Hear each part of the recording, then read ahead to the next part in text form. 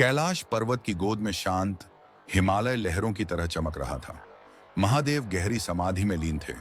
सृष्टि की धड़कन जैसे रुक सी गई थी। उसी समय अंधकासुर नामक भयंकर राक्षस अपनी तपस्या से वरदान प्राप्त कर चुका था।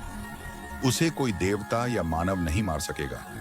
वरदान पाकर वह अत्याचारी बन गया। उसने अर्षियों के आश्रम जला दिए, वेदों के मंत्रों को अपवित्र किया और देवताओं तक को भयभीत कर दिया। सारे देवता मां पार्वती के शरण में पहुंचे। उन्होंने कहा, मां, महादेव समाधि में हैं और अंधकासुर का आतंक दिन प्रतिदिन बढ़ रहा है।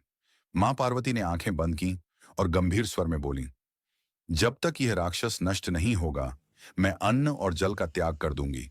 मेरे प्राणों की ऊर्जा से ही इसका अंत होगा। उन्होंने हिमालय की चोटी पर आसन लगाया और तपस्या आरंभ की। दिन बीते, रातें बीती। उनकी देह से अग्नि की लपटें निकलने लगीं। तप की गर्मी से बर्फ पिघलने लगी और धरती कांप उठी। वह ऊर्जा धीरे धीरे शिवलिंग पर प्रवाहित होने लगी। शिवलिंग पर पड़ते ही वह तेजस्वी ज्वाला में बदल गई। महादेव की समाधि भंग हुई। त्रिनेत्र खुला। अग्नि की लपटें चारों ओर फैल गईं। महादेव ने देखा, मां पार्वती निर्जल बैठी हैं, परंतु उनके मुख पर तेज है।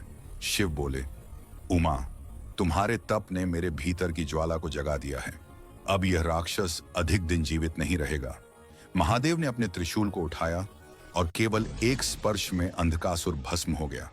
उसकी चीत्कार से धरती थर्रा उठी और फिर शांत हो गई।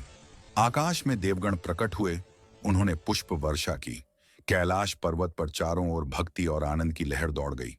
शिव ने पार्वती को देखा और बोले, उमा, तुम्हारा त्याग ही मेरी शक्ति है और तुम्हारा तप ही मेरे अस्तित्व का कारण।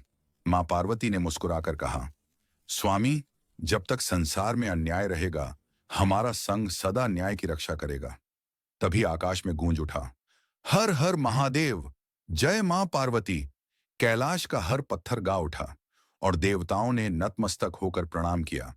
और उस दिन से जब भी कोई भक्त शिव और शक्ति का स्मरण करता है, वहां भक्ति के साथ एक अदृश्य ऊर्जा प्रवाहित होती है, जो कहती है, त्याग और शक्ति का संगम ही महादेव और मां पार्वती हैं।